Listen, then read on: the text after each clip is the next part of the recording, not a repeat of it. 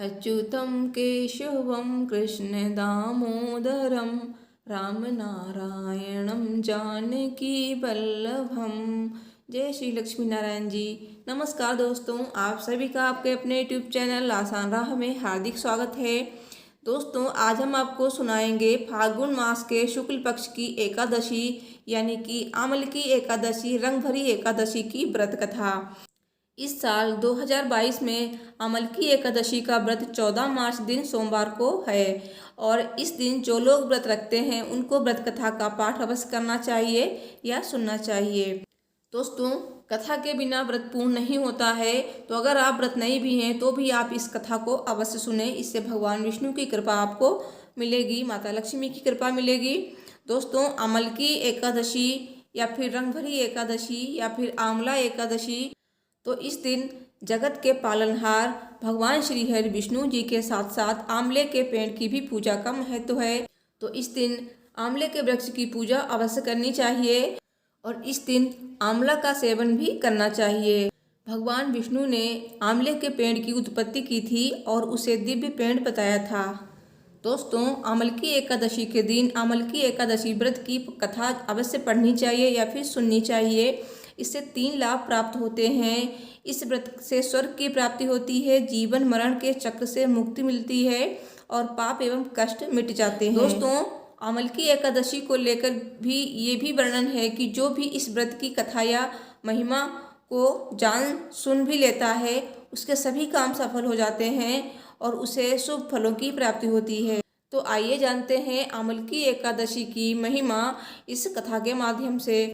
दोस्तों, कथा सुनने से पहले आपसे रिक्वेस्ट है, अगर अभी तक आपने चैनल को नहीं सब्सक्राइब किया है तो प्लीज़ सब्सक्राइब कर लीजिए। साथ ही कमेंट बॉक्स में जय श्री हरि विष्णु जी अवश्य लिखिए। भगवान विष्णु जी आपकी सभी मनोकामनाएं पूर्ण करेंगे। और वीडियो पसंद आए तो प्लीज़ वीडियो को लाइक करना बिल्कुल ना भूलें।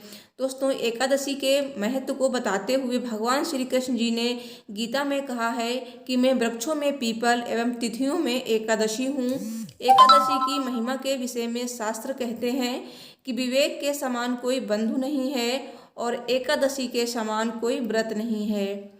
और पद्म पुराण के अनुसार परमेश्वर श्री कृष्ण जी ने युधिष्ठिर को एकादशी का महत्व समझाते हुए कहा है कि बड़े बड़े यज्ञों से भी मुझे उतनी प्रसन्नता नहीं मिलती है जितनी एकादशी व्रत के अनुष्ठान से मिलती है। एकादशी तिथि मनुष्य के लिए कल्याणकारी है। आमल की एकादशी की बात करें तो आमल की एकादशी की महिमा को बताते हुए श्री कृष्ण जी कहते हैं कि जो व्यक्ति स्वर्ग और मोक्ष की कामना रखते हैं इनके लिए ये एकादशी अत्यंत श्रेष्ठ है। जो भी इस दिन आंवले के पेड़ की पूजा करता है उसे सभी देवी देवताओं का आशीर्वाद प्राप्त होता है। तो आइए सुनते हैं आमल की एकादशी की व्रत कथा। तो कथा सुनने से पहले सब बोलिए भगवान विष्णु की जय, माता लक्ष्मी की जय, एकादशी माता की जय। पौराणिक कथा के अनुसार भगवान विष्णु की नाभि से ब्रह्मा जी की उत्पत्ति हुई थी और उत्पन्न होने के बाद ब्रह्मा जी के मन में जिज्ञासा हुई कि वो कौन है, उनकी उत्पत्ति कैसे हुई। इस प्रश्न का उत्तर जानने के लिए ब्रह्मा जी परब्रह्म की तपस्या करने लगे और ब्रह्मा जी की तपस्या से प्रसन्न होकर भगवान विष्णु जी ने ब्रह्मा जी को दर्शन दिए। विष्णु जी को सामने देखते ही ब्रह्मा जी की आंखों से आंसुओं की धारा बहने लगी। तो ब्रह्मा जी के आंसू भगवान विष्णु के चरणों पर गिरने लगे और उनके आंसुओं से आमलकी यानी आंवले का वृक्ष उत्पन्न हुआ। भगवान विष्णु ने ब्रह्मा जी से कहा कि आपके आंसुओं से उत्पन्न आंवले का वृक्ष और फल मुझे अति प्रिय रहेगा।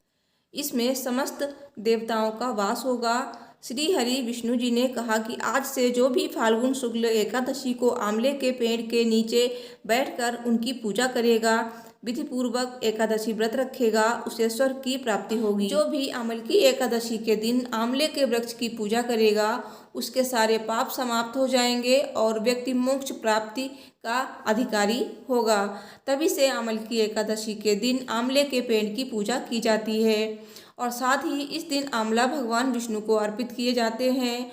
और इतना ही नहीं, इस दिन खुद भी आंवला ग्रहण करना बेहद ही फलदायी होता है। आमल की एकादशी की कथा के इस संदर्भ में एक राजा की कथा का उल्लेख किया गया है जो पूर्व जन्म में एक शिकारी था। एक बार आमल की एकादशी के दिन जब सभी लोग मंदिर में एकादशी का व्रत करके भजन और पूजन कर रहे थे, तब मंदिर में चोरी के उद्देश्य से वो मंदिर के बाहर छुप कर बैठ रहा और मंदिर में चल रही पूजा अर्चना देखते हुए वो लोगों के जाने का इंतजार कर रहा था। अगले दिन सुबह हो जाने पर शिकारी घर चला गया और इस तरह अनजाने में शिकारी से अमल की एकादशी का व्रत हो गया और कुछ समय बाद शिकारी की मृत्यु हुई। मृत्यु के बाद जब उसका जन्म हुआ तो उसका राज परिवार में जन्म हुआ। यही कारण है कि सभी एकादशियों में अमल की एकादशी का विशिष्ट महत्व है। इस व्रत को करने से व्यक्ति जन्म मरण के चक्र से मुक्त हो जाता है, उसे मोक्ष मिलता है और उसके समस्त पाप और दुख मिट जाते हैं, मनोकामनाएं पूरी होती हैं। और इस प्रकार से अमल की एकादशी का व्रत प्रारंभ हुआ और इस दिन आंवले के पेड़ और उसके फल का विशेष महत्व होता है। तो दोस्तों सब बोलिए भगवान विष्णु जी की जय, माता लक्ष्मी जी की जय, गौरी शंकर जी की जय। तो दोस्तों अगर आपको ये वीडियो पसंद आई है तो प्लीज़ वीडियो को लाइक शेयर जरूर करें, साथ ही चैनल को भी सब्सक्राइब कर लें और कमेंट बॉक्स में जय श्री हरि विष्णु जी अवश्य लिखें। Thanks for watching. हर हर महादेव, जय माता दी।